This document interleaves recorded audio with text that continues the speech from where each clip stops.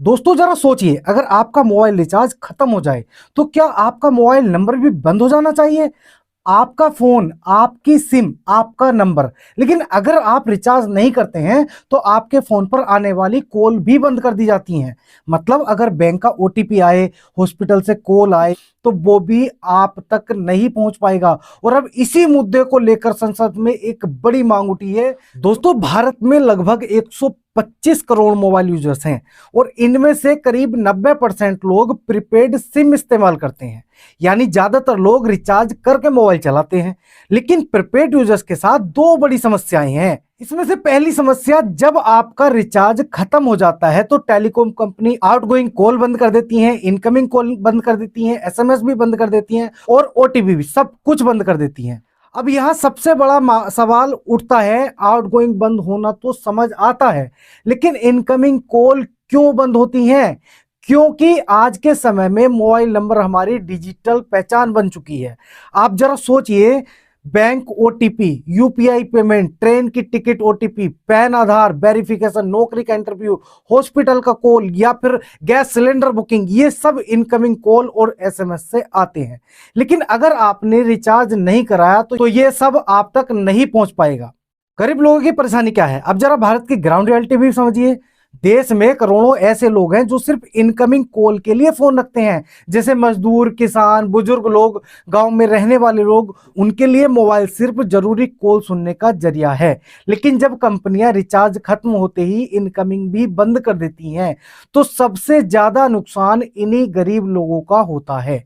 कई बार माँ बाप गांव से फोन करते हैं लेकिन बेटे का फोन बंद मिलता है। कई बार नौकरी का इंटरव्यू कॉल आता है लेकिन फोन बंद होने की वजह से मौका हाथ से निकल जाता है। और कई बार बैंक ओटीपी भी नहीं आता।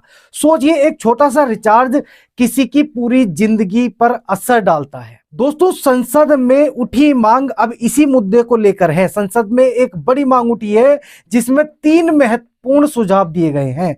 मांग नंबर 1, अगर प्रीपेड रिचार्ज खत्म हो जाए तो भी इनकमिंग कॉल और एसएमएस कम से कम 1 साल तक चालू रहना चाहिए ताकि जरूरी कम्युनिकेशन बंद ना हो।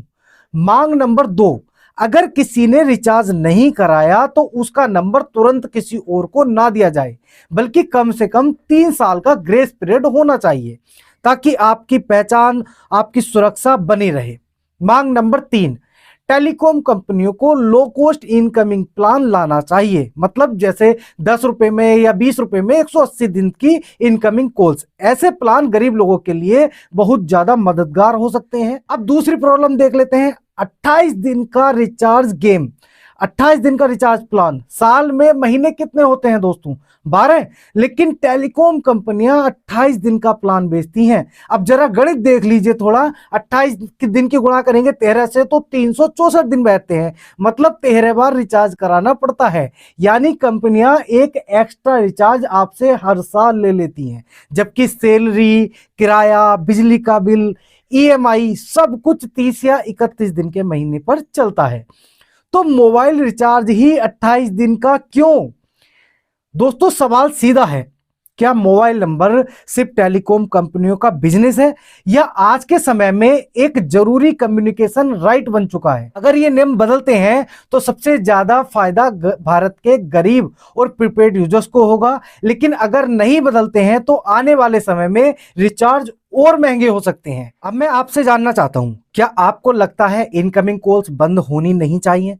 रिचार्ज 30 दिन का होना चाहिए? अगर आप भी ऐसा मानते हैं तो इस वीडियो को ज्यादा से ज्यादा शेयर कीजिए ताकि ये मुद्दा हर मोबाइल यूजर्स तक पहुंचे।